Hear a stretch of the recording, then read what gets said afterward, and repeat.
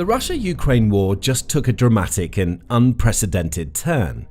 NATO airspace has been breached after Russia launched a massive drone incursion not only into Ukraine, but further west into Poland. What happens next could change the tone of this conflict enormously in the days and weeks to come.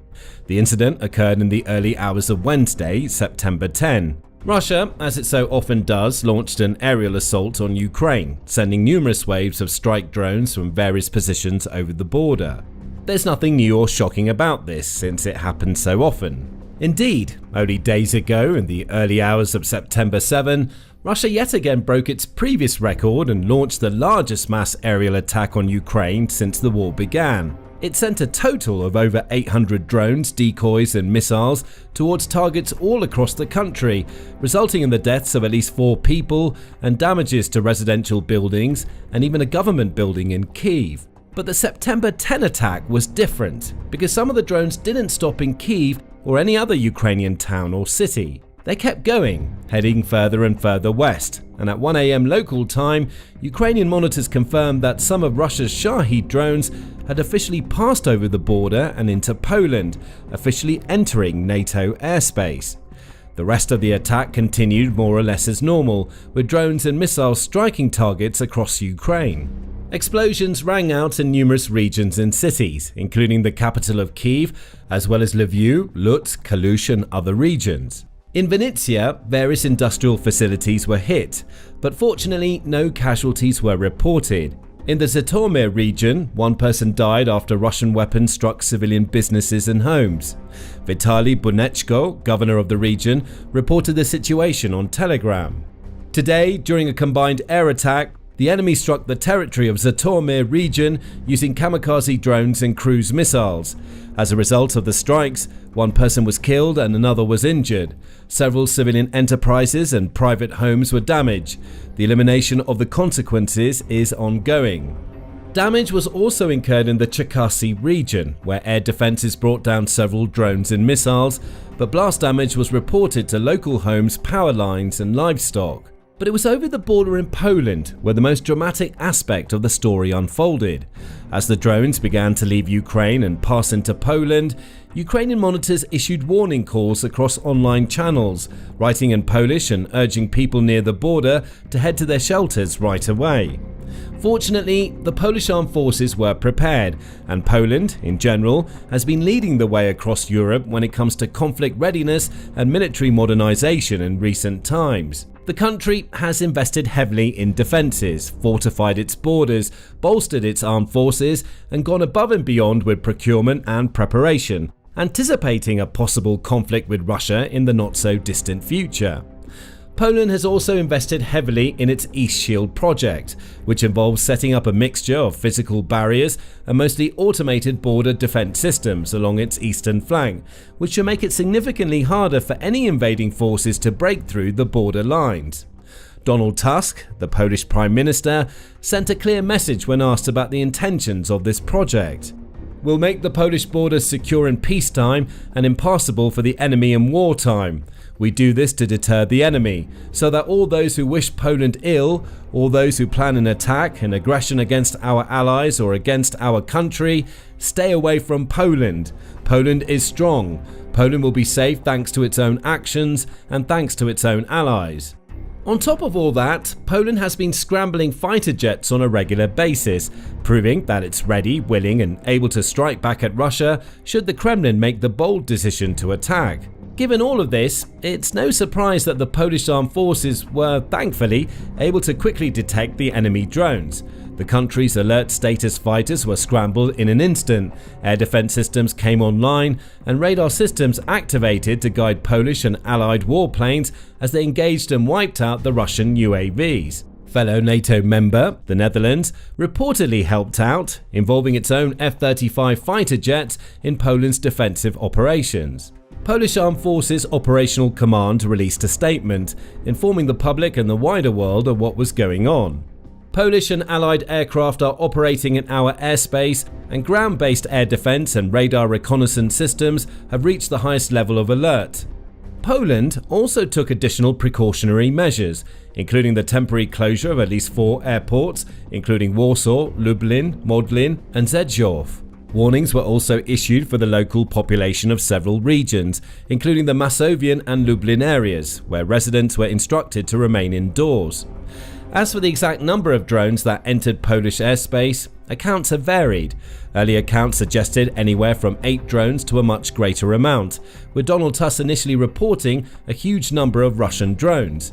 Tusk later issued a clarifying statement explaining that an astonishing 19 drones were recorded entering Polish airspace, with several being shot down. Images have been released showing at least one house with severe structural damage to its roof, though no casualties have been reported among the Polish people. But that doesn't mean the story is over. Far from it, because this is an unprecedented situation. The odd Russian drone entering NATO airspace and crossing over other international borders has been seen before. In August 2024, for example, a Russian drone reportedly crossed the Polish border and remained in the airspace for around half an hour before disappearing from radar screens, with bad weather conditions preventing Poland from intercepting it at the time. A month later, in September 2024, Russian drone activity was also detected in the skies over Romania and Latvia, raising concerns among NATO allies. Other drones have also been spotted on several occasions since then in Poland and Moldova, with the latest incident occurring in August of this year, when a Russian drone crash-landed in a rural part of eastern Poland in an act that Polish officials called a provocative move on the part of the Kremlin. The Polish Defense Minister, Władysław Kosiniak-Kamysz, said at the time, "Russia once again provokes NATO countries after drone incidents that took place in Romania, Lithuania and Latvia, as well as after airspace violations that occurred in almost all NATO countries." This latest attack, however, is on a whole new level. This wasn't the case of 1 or 2 drones accidentally crossing borders or crash landing in farmers' fields after veering off course from their intended targets in Ukraine. This was a whole swarm of drones deliberately passing over the Polish border and posing a real risk to the people there.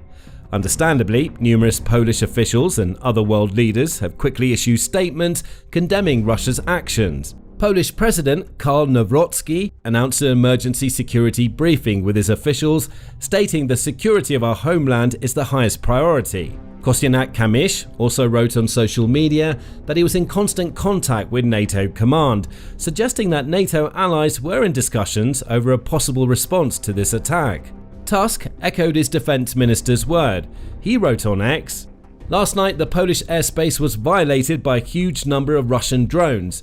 Those drones that posed a direct threat were shot down. I'm in constant communication with the Secretary General of NATO and our allies." Tusk also called the attack a large-scale provocation on the part of Russia, underlining the significance of this incident and its unprecedented nature.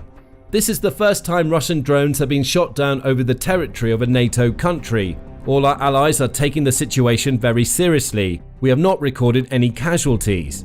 The Polish PM went on to explain an operation had commenced to find and recover the remains of the Russian drones, and Polish residents have been instructed to stay away from any fallen drones or pieces of debris. An SMS warning was sent out to the population, courtesy of Poland's Public Safety Service, Alert RCB. The message read, "Attention! Due to the operation to neutralize objects which have violated the border of the Polish Republic, inform services about drones and locations where they fall. Do not approach them." Leaders of Baltic and Nordic nations, those that are closest to Russia and theoretically most at risk of similar incidents in the future, also expressed immediate concern. The Swedish Prime Minister, Ulf Kristersson, called Russia's violations of Polish airspace unacceptable, stating, "The Russian war of aggression against Ukraine poses a threat to the security of all of Europe. Poland has every right to defend its airspace. We give our full support to Poland as a NATO ally and EU member. Sweden and Poland stand united in our support for Ukraine." Latvia's President, Edgars Rinkēvičs, wrote on X, "Full support and solidarity with our Polish friends and allies over the incursion of Russian drones in Poland. Clear testimony that Russian aggression in Ukraine affects us directly and appropriate measures must be taken. Allies are and should be working together." Foreign Minister of Norway, Espen Barth Eide, also took to social media, posting, "The overnight violations of Polish airspace are deeply concerning and entirely unacceptable. I welcome the close coordination between Polish authorities and NATO. Norway reaffirms its steadfast support for our ally Poland and our shared commitment to European security." Ukrainian President Volodymyr Zelensky wrote a lengthy tweet detailing the drone and missile strikes on his own country, while also highlighting the incursion into Poland, warning that it sets an extremely dangerous precedent. Moscow always pushes the boundary of what's possible, and if it does not encounter a strong reaction, it remains at the new level of escalation. Today, there was another step of escalation. Russian Iranian Shaheds operated in the airspace of Poland in NATO airspace. It was not just one Shahed that could be called an accident, but at least 8 strike drones aimed toward Poland. An extremely dangerous precedent for Europe. Whether there'll be further steps depends entirely on the coordination and the strength of the response. The Russians must feel the consequences. Russia must feel that the war cannot be expanded and will have to be ended. Over in the US, multiple American officials on both sides of the political divide were quick to speak out against Russia's bold new level of aggression. Republican Congressman Joe Wilson, a senior member of the House Foreign Affairs Committee, wrote on social media, "Russia is attacking NATO ally Poland with Iranian Shahed drones less than a week after President Trump hosted President Nawrocki at the White House. This is an act of war, and we're grateful to NATO allies for their swift response." Democratic Senator Dick Durbin of the Senate Judiciary Committee also issued a warning, stating that Vladimir Putin is testing our resolve to protect Poland and the Baltic nations, and adding, "These incursions cannot be ignored." Regarding how and why this happened, there are a couple of theories. Those who are feeling more lenient towards Russia may wish to argue that this was a mistake. Indeed, that's already the line that Belarus, one of Russia's only allies, is taking. The country's Deputy Defense Minister, Paweł Morawiecki, claimed that the drones lost their way and accidentally entered Polish airspace after their navigation systems were jammed, presumably by Ukraine's electronic warfare systems. The Deputy Minister even stated that Belarus also saw some drones enter its airspace and shot some of them down. Given Belarus's close ties with Moscow, its statements are always to be taken with a very large grain of salt. However, the fact that the country is already coming out with excuses for Russia suggests that the Kremlin too may make the claim that its drones in Poland simply veered off course accidentally and that there was no malicious intention behind the incident. As of right now, there's been no outright denial from Moscow, but instead an offer to discuss the matter with Warsaw. According to the BBC, the Kremlin initially said it would be a matter for the Russian Defense Ministry to comment on what happened in Poland. Later, Russia's military issued a statement saying that last night it carried out a mass strike on military industrial targets in western Ukraine, including with attack drones. It went on to insist that there had been no plans to target facilities on the territory of Poland. The statement added, "The maximum range of the Russian drones that allegedly crossed into Poland does not exceed 700 kilometers. Nevertheless, we're ready to hold consultations with the Polish Defense Ministry on the subject." As the BBC's Steve Rosenberg notes, no plans to isn't quite the same as didn't, so no outright denial from Moscow. Russian state TV has also started to spread claims that the attack was some sort of false flag strike orchestrated by Ukraine. Either way, the accident explanation doesn't make much sense. It's reasonable to suggest that one drone here and there might accidentally lose communications with its operator and end up in the wrong place due to interference by electronic warfare systems. This may be what has happened in the past, when certain Russian Shaheds have ended up in places like Latvia or Poland. But the idea of a whole group of drones accidentally entering Poland is far less realistic, as confirmed by numerous officials like Jim Townsend, former US Deputy Assistant Secretary of Defense, who told the BBC, "One drone is a mistake, multiple drones is not a mistake. We've got to have more time for Poland to figure out what they're finding and see what their views are. But this is more than likely a test. This is a test that NATO has to answer." The idea of this being an intentional move to test NATO's resolve and responsiveness is a much more likely explanation, and it's one that numerous officials, from Tusk to Zelensky, have already spoken about in their respective statements. It appears that yet again the Kremlin is attempting to push the boundaries, to taunt and provoke NATO, to see what they can get away with. Indeed, many officials think that this is just the latest step in a long-running series of provocations from Russia. Some believe that the previous drone activities in locations like Poland and Latvia were all part of this plan, all designed to help the Kremlin learn about how NATO would react and see how strong and unified the alliance truly is. Others are fearful that this latest incident signifies growing boldness in Russia's leadership, particularly its president Vladimir Putin, who just days ago appeared alongside Chinese President Xi Jinping and North Korean leader Kim Jong-un at a military parade in Beijing, in a clear demonstration of unity between their respective nations. Perhaps Putin has gained confidence after his talks with fellow national leaders and now feels ready to put the next step of his plans into action, expanding his military operations beyond Ukraine and quite possibly preparing a more serious assault on a NATO nation. This is something that many world leaders have been worried about for quite some time. Earlier this year, NATO Secretary General Mark Rutte warned that a Russian war on NATO could come at any point in the next 5 years. In terms of ammunition, Russia produces in 3 months what the whole of NATO produces in a year.